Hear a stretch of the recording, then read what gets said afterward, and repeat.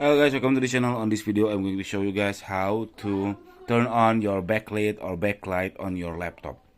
The thing is, not every laptop has a backlit feature, so most of the case maybe around only 20% of all the laptop has the backlit.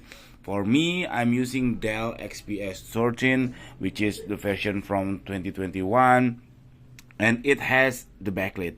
So the backlight here on the F10. This is the image. It's supposed to be similar if you are using any other laptop. And then how to turn it on? You just press function and then press the F10. See, this is my backlight already turned on, and I press one more time. It will be like this. It will be blinking, and then if I press one more time, it will be off. So that's it, how to turn on the backlight. Make sure your laptop has that feature. If not, I'm so sorry, you will not able to turn on your laptop backlight keyboard.